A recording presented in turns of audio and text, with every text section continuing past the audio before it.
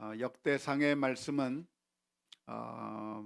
초반부에 족보가 몰려 있어서 한편으로 우리가 성경을 통독하다 보면 좀 지루하게 느껴지는 부분이 역대상의 말씀이라고 할 수가 있습니다. 그런데 그렇게 족보 여러 가지 사람들의 이름들이 마치 몸이 건조하게 나열되는 가운데 사장에 들어서면 분위기에 맞지 않게 한 사람의 이야기가 등장하고 있는데 바로 야베스의 이야기가 기록되어 있습니다. 야베스가 누굴까요? 야베스가 어떤 사람이죠? 대단한 사람이 아닙니다. 이스라엘의 통치자 왕이 아니었고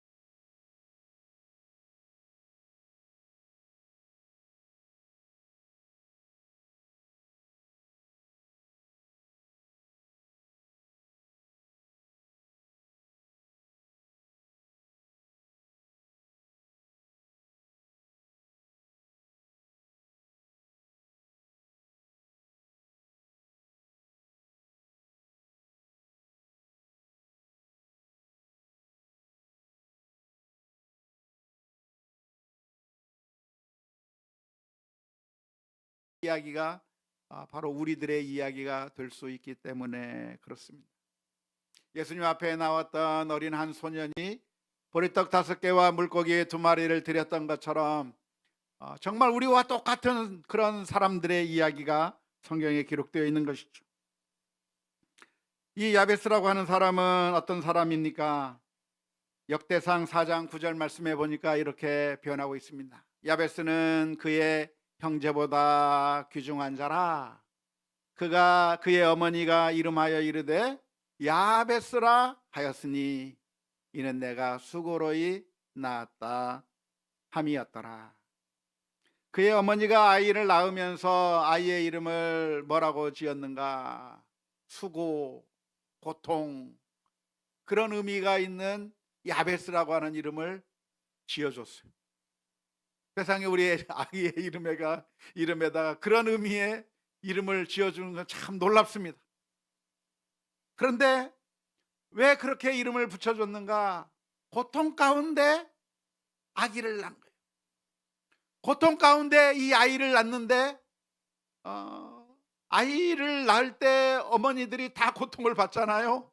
다 산통을 겪게 되고 정말 고통 가운데 그렇게 아이를 낳는데 그 정도의 고통이 아니었던 것 같아요.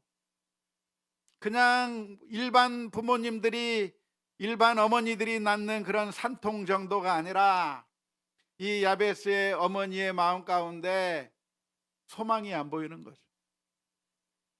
이 야베스의 어머니의 마음 가운데 아무런 기대가 없는 거예요. 이 아이가 태어나서 도대체 뭘 할까? 이 험난한 세상에서 나도 힘이 없고 나에게서 태어난 이 아이가 도대체 무엇을 할 수 있을까? 이 고통 가운데 태어난 이 아이가 도대체 무슨 소망이 있을 것인가? 성경은 자세하게 그 내용을 기록하고 있지 않지만 어쩌면 이 야베스의 어머니의 마음 가운데는 절망감이 있었을지 모릅니다.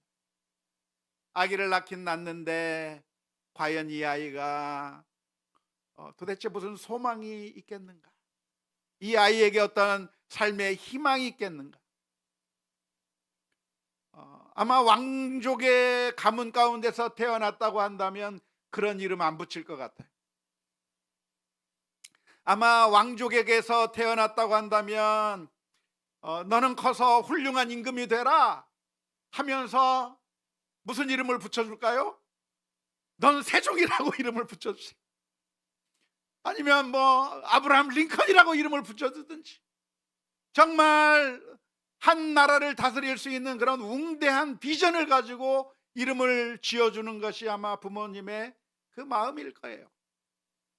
하지만 이 야베스의 어머니에게 있어서 아이의 이름을 붙여주는데 아무런 소망이 없는 거예요.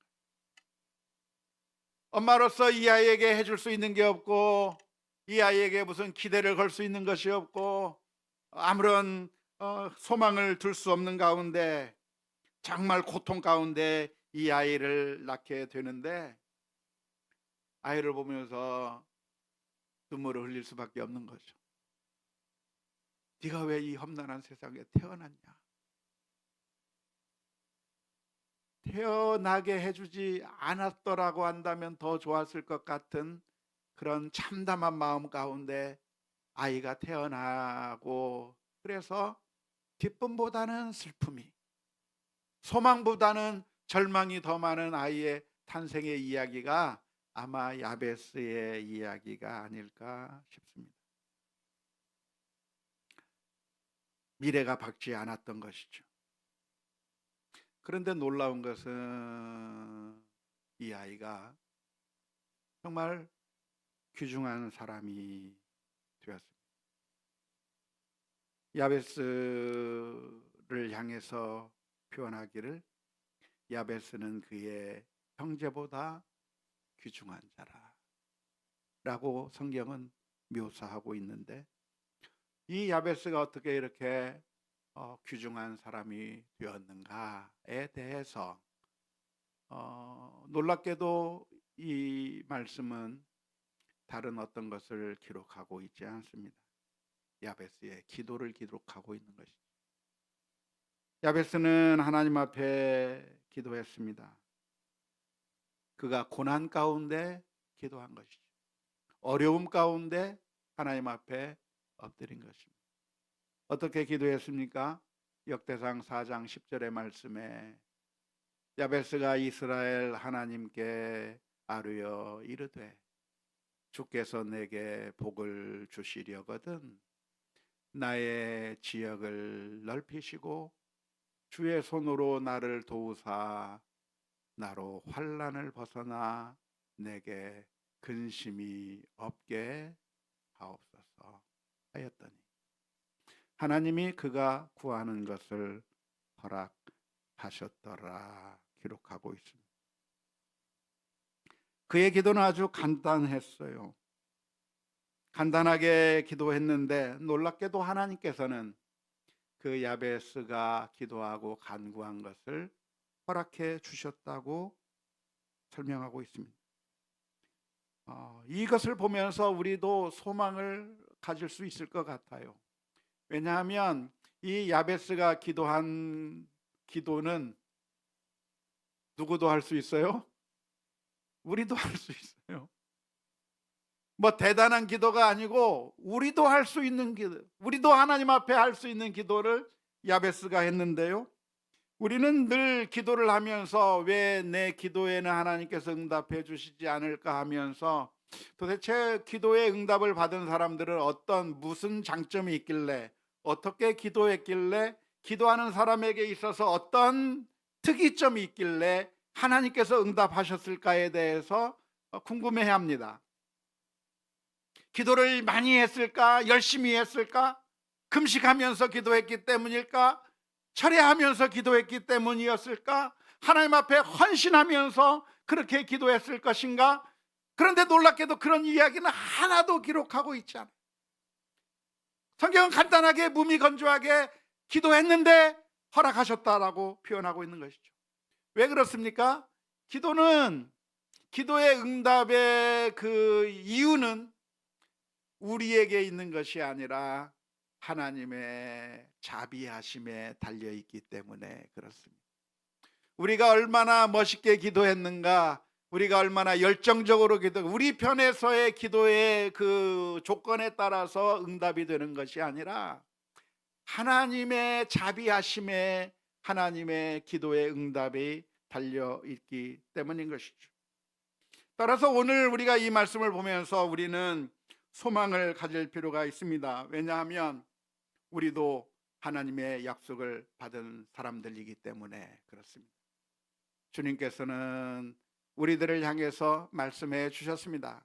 마태복음 7장 7절에서부터 8절 말씀에 구하라 그리하면 너희에게 주실 것이요, 찾으라 그리하면 찾아낼 것이요, 문을 두드리라 그리하면 너희에게 열릴 것이니 구하는 이마다 받을 것이요, 찾는 이는 찾아낼 것이요, 두드리는 이에게는 열릴 것이니라 라고 말씀하셨습니다. 그렇기 때문에 오늘 우리들이 하나님 앞에 기도할 수 있는 것이죠. 우리의 인생길이라고 하는 것이 사실은 쉽지 않습니다. 그 옛날 야베스가 고통 가운데 아무런 소망도 없는 상황 가운데서 태어나 아무런 기대를 가질 수 있었던 것이 없었던 것과 마찬가지로 오늘 우리들의 삶 가운데는 여러 가지 문제들이 있을 수 있어요. 그럴 때 우리는 하나님 앞에 기도할 수 있다고 하는 것이 놀라운 특권입니다. 우리가 누군가에게 부탁하는 것은 쉬운가요? 쉽지 않은가요? 누구에게 돈 좀 달라고 하는 것은 쉬운 일인가요? 어려운 일인가요? 어려워요. 제가 총회에 무슨 일을 하나 맡고 있는데 그 일을 하기 위해서 재정적인 필요가 있어서 이 교회 저 교회 좀 협력을 좀 받아서 해야만 되는 그런 상황이 있었습니다. 그래서 선한 일이고 좋은 일이고 그렇기 때문에 몇몇 교회에게 같이 협력해 달라고 요청을 해야만 했었어요. 그래서 제가 친하게 지내는, 제가 잘 알고 지내는 그런 목사님들에게 뭔가 도움을 요청하고 그 교회에서 좀 도와주면 좋겠다 이렇게 이야기를 해야 되는데, 평소에 친하게 지낸 목사님이니까 쉽게 말할 수 있을까요? 쉽지가 않아요. 이 말을 어떻게 받아들일지. 그러니까 머뭇머뭇거리게 되는 거죠. 그런데 우리가 하나님 앞에 말할 때 우리가 그런 감정을 가질 때가 많이 있는데요. 하나님은 어떠한 하나님이신가? 듣기를 귀찮아하시는 하나님이 아니라 하나님은 우리가 하나님을 아버지로 모시고 아버지로 인정하고 아버지 앞에 나오는 것을 기뻐하는 하나님이라고 하는 사실을 기억해야 될 줄로 믿습니다. 예전에 한번 제가 소개를 한 것 같은데요. 멕시코에서 사역을 하셨던 그린웨이 선교사님이라고 하는 분이 계셨었어요. 근데 그분이 멕시코에서 선교사로 사역을 하고 있는 가운데 어느 날 한 여자 꼬마 아이가 문을 두드리면서 도움을 요청했습니다. 10살짜리 꼬마 아이. 알코올 중독자 아빠가 술을 먹고 총으로 쏴대면서 위협하면서 자기 딸을 죽이려고 하는 그런 위험한 상황 가운데서 아빠가 너무 무서워서 도망 나온 그 아이였는데, 그 아이는 3개월 동안 길거리에서 방황하고 참된 안식처를 찾지 못하고 도망 이리저리 떠돌다가 어느 날 선교사님의 집에 문을 두드리고 먹을 것을 얻기 위해서 선교사님 집을 문을 두드린 겁니다. 그 선교사님이 그 아이를 보니까 너무나도 불쌍하고, 그래서 이미 자기에게는 많은 아이들이 있지만 이 아이를 자신의 딸로 입양하기로 결정을 했어요. 그리고 그 아이에게 이야기를 했습니다. 이제 너는 내 딸이야. 이제 너는 우리를 아빠 엄마라고 불러도 돼. 그리고 너에게 필요한 거 있으면 언제든지 이야기해. 하지만 이 아이는 입양이 됐음에도 불구하고 필요한 것을 달라고 이야기하기를 쉽게 입이 떨어지지 않았어요. 집안에 냉장고가 있고 먹을 것이 있는데도 자기 손으로 가서 담대하게 꺼내 먹기를 주저하고 있었어요. 그저 양부모가 내어주면 겨우 그것을 먹고 마음을 열지 못하고 있는 그 아이에게 너는 내 딸이야. 그냥 우리 집이라고 생각하고 아빠라고 생각하고 엄마라고 생각하고 살아 하면서 계속 그렇게 이야기를 해주는데, 이 아이가 어른에 대한 두려움, 어른에 대한 그런 무서움 때문에 쉽게 양부모에게 다가오지 못하는 겁니다. 그런데 어느 날 한참 지난 다음에 아주 어느 정도 시간이 지난 다음에 이 꼬마 아이가 선교사님 앞에 나타났어요. 그리고서 이야기를 한 겁니다. 아빠, 나 신발끈이 떨어졌는데 신발끈이 필요해요. 그 이야기를 들은 선교사님이 너무나도 기뻐서, 얘가 나를 아빠라고 불렀구나. 내가 이제 나를 아빠라고 인정해 주는구나 해서 너무나도 기뻤다고 하는 그런 이야기를 들은 적이. 사랑하는 성도 여러분, 하나님은 이웃집 사람이 아니에요. 하나님은 불의한 재판관이 아니에요. 하나님은 누구신가? 우리의 아버지, 어머니와 같이 우리에게 모든 것을 다 내어주길 원하시고, 우리를 위해서라면 아까운 것이 아무것도 없어서, 그래서 하나밖에 없는 그 아들을 십자가에 내어주시기까지 사랑하신 그 주님께서 오늘 우리가 우리의 형편 가운데 하나님 앞에 나와 하나님, 나에게 복을 주시려거든 나로 환난에서 벗어나게 하시고 내 지경을 넓혀달라고 하는 그런 기도, 우리에게 어떤 장점이 있어서가 아니라 하나님의 사랑은 너무나도 크기 때문에 우리를 향해서 귀 기울이고 계시다고 하는 사실을 기억하며 담대하게 하나님 앞에 기도하며 나아가는 우리 모두가 다 되어야 될 줄로 믿습니다. 물론 그 이야기는 우리가 구하는 대로 100% 우리가 원하는 방식대로 주신다고 하는 의미는 아닐 겁니다. 하나님은 슈퍼마켓 주인이 아니시기 때문에 식칼을 달라고 하면 그 식칼로 아이를 찌를지 말지 생각해 보지 않고 파는 것에만 관심이 있는 그런 슈퍼마켓 주인이 아니라 이것이 우리에게 가장 좋은 것인가를 보시며 가장 좋은 것으로 응답해 주시는 하나님이시기에 우리를 가장 좋은 길로, 가장 선한 길로 인도해 주시는 하나님이라고 하는 사실을 기억하면서 우리들의 인생의 길 가운데 남아있는 우리의 그 모든 과정 가운데서 하루하루 가운데서 하나님 앞에 엎드리며 기도하는 가운데 하나님께서 정말 나의 아버지시구나, 하나님이 정말 나의 사랑하시는 부모님이시구나 라고 하는 사실을 기억하면서